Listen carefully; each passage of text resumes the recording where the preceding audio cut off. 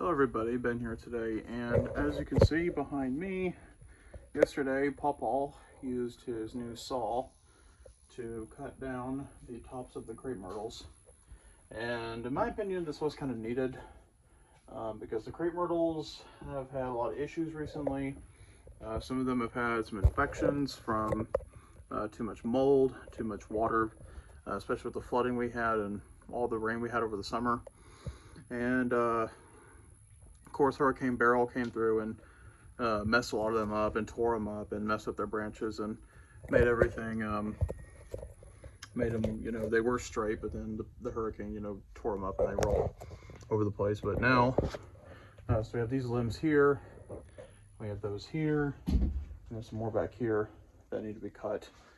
Most places, I think, most public places I've seen that have crepe myrtles usually do cut them in the winter and in the fall, and they grow back in the spring and the summer and whatnot.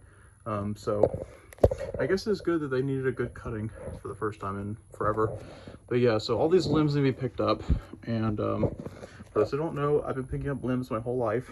When I was 6 years old, as I talked about during Hurricane Ike in 2008, at the age of 6, my dad was making me carry limbs that had fallen from the trees, because we used to live down there, and a lot of limbs fell, and so he despite my age, he made us pick up limbs. So that was so I cannot get a good angle.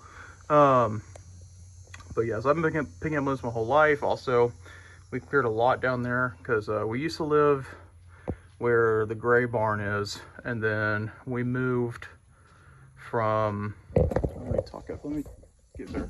So when I was born, my mom owned a mobile home where Buddy's house is now, way down by the road. And then when I was 1, we moved into, there used to be a gray house down there. It got destroyed in Hurricane Harvey. The current of the water just tore it off its blocks and it had to be torn down. And then in 2014, we cleared a lot down there where we moved in. We built a brand new house, we moved in there. And then in March of 2017, we moved out of Plum Grove and moved to Cotton Shoe where we live now, which is why we thankfully did not flood during Harvey. We were not in Plum Grove during Harvey. But yeah, so anyway, just the story. I've been picking up limbs my whole life. And so nothing new for me. Of course, I was out here picking up limbs during Beryl. So just more limbs, nothing new for me. But anyway, we're gonna go ahead and get started soon. I know these goats seem to be enjoying the limbs, but sorry, we can't keep this mess around. All right, as you can see here behind me, this is just one of the piles. This crepe myrtle here, I think is probably the oldest. It was probably the biggest because it was like really tall. It was really high. I did an episode back in June called the flora. Y'all can't see my face. I did an episode back in June, I think, called the flora of Morrow Hill, where I was just talking about the different plants we have around here. And if you go watch that video, that was before the hurricane. That was before Hurricane Beryl, and you can see just how big and how huge this crepe myrtle was. So y'all can just go ahead and see that.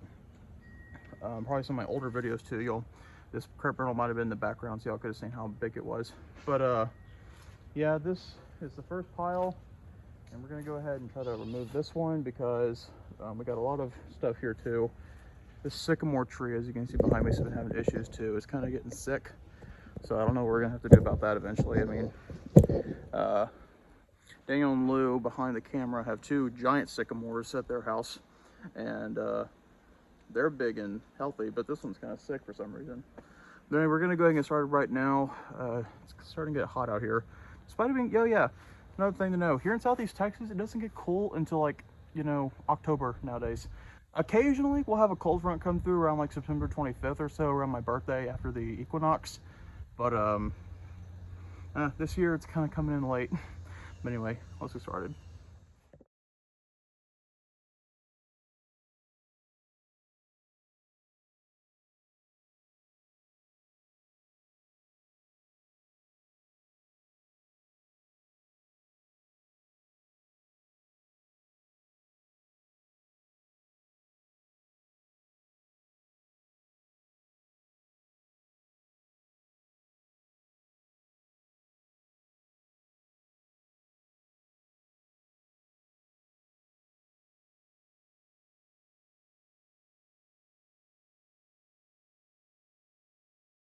All right, everyone, we got this one done.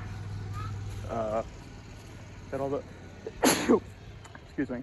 We got all the big limbs cut. These little twigs will be chopped up when PawPaw mows. But yeah, as you can see, it's all good and clean. Compared to it was covered in branches just a few seconds, or no, just a few minutes ago. This is the next one. This is the next pile. Needs to be put up. Before there was a crepe myrtle here, there used to be a big pine tree. And then after Hurricane Ike, the pine tree suffered a lot of damage. Was kept alive for another year, and then I think around the year 2010 or so was cut down. And so this crepe myrtle was planted here about 13 years ago. But anyway, so this one's next.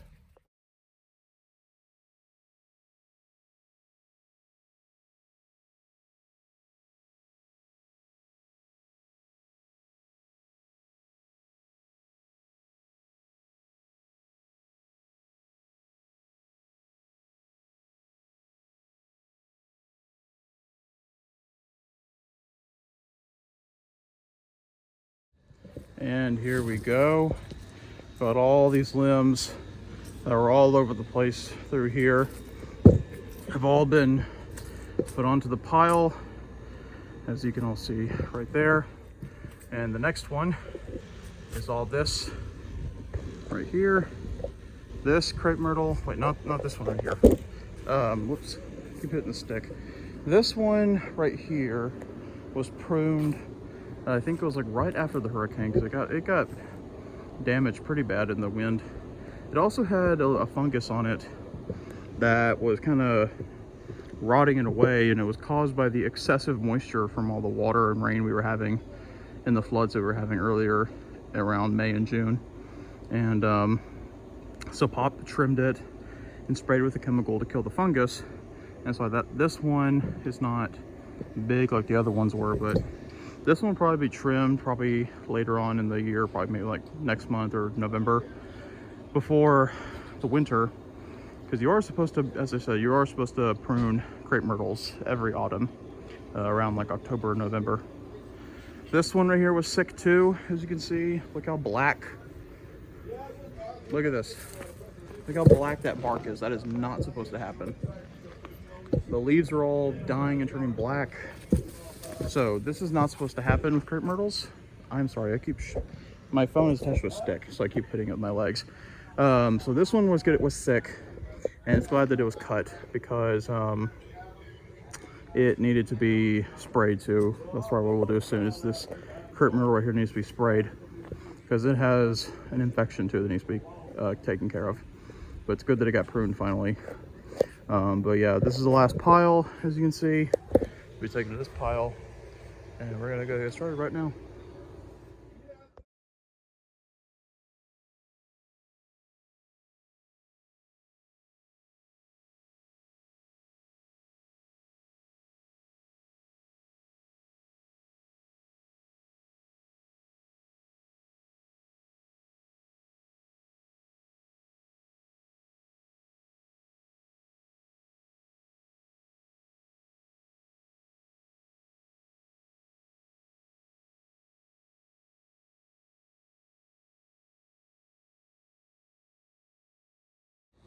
Well, here we go. This is our final result. We got all these limbs cleaned up. Area looks nice again. I don't know if you can see from over here. I went and blew off the walkway, got rid of all those leaves that were all over the place. I guess I'll just walk over and show y'all.